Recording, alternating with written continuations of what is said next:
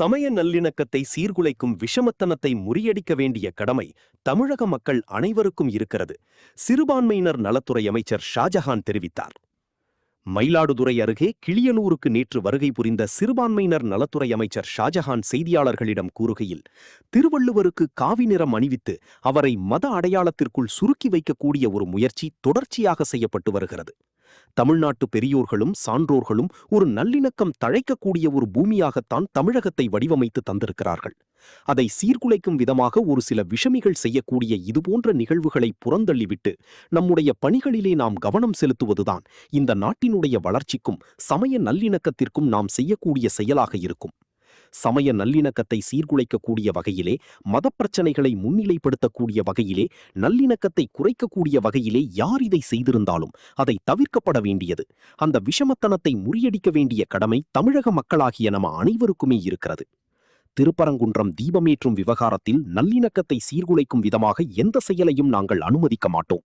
முன்பு இருந்த அரசு எதை பின்பற்றியதோ அதே நடைமுறையும் பின்பற்றப்படும் என்று சட்டத்துறை அமைச்சர் ஒரு சில நாட்களுக்கு முன்பு தெரிவித்துள்ளார். நிச்சயமாக அங்கே சமய நல்லிணக்கம் தழைக்கக்கூடிய வகையிலே அந்த முடிவுகள் எடுக்கப்படும். இன்னும் சொல்ல போனால் திருப்பரங்குன்றத்தை பொறுத்தவரைக்கும் அந்த சட்டமன்ற தொகுதியிலே இதுபோன்ற விஷமிகளின் விஷம பிரச்சாரத்தை முறியடித்து தவைக மிகப்பெரிய வெற்றியை அந்த தொகுதியிலே பெற்றிருக்கிறது. இந்த விஷம பிரச்சாரத்தை செய்த பாஜக அணியினர் 19% கீழ்தான் வாக்குகள் வாங்கியுள்ளனர். ஒரு ஜனநாயக நாட்டில் யார் வேண்டுமானாலும் புதிய கட்சி தொடங்கலாம். புதிய கட்சி தொடங்கியுள்ள அண்ணாமலைக்கு வாழ்த்து தெரிவித்துக் கொள்கிறேன். அவருக்கு மக்கள் செல்வாக்கு எப்படி இருக்கிறது என்பதை வரக்கூடிய காலம்தான் உணர்த்தும். மேட்டூர் அணையே போதுமான அளவு தண்ணீர் இருப்பு இல்லை. அணை திறப்பது குறித்து ஒரு சில நாட்களில் அரசு அதிகாரப்பூர்வமான அறிவிப்பை வெளியிடும் என்றார்.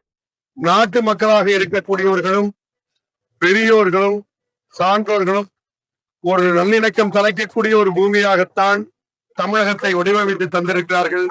அதை சீர்குலைக்கும் விதமாக ஒரு சில விசமிகள் செய்யக்கூடிய இது போன்ற நிகழ்வுகளை புறந்தள்ளிவிட்டு நம்முடைய பணிகளிலே நாம் கவனம் செலுத்துவதுதான் இந்த நாட்டினுடைய வளர்ச்சிக்கும் சமய நல்லிணக்கத்திற்கும் நாம் செய்யக்கூடிய தேவையாக இருக்கு.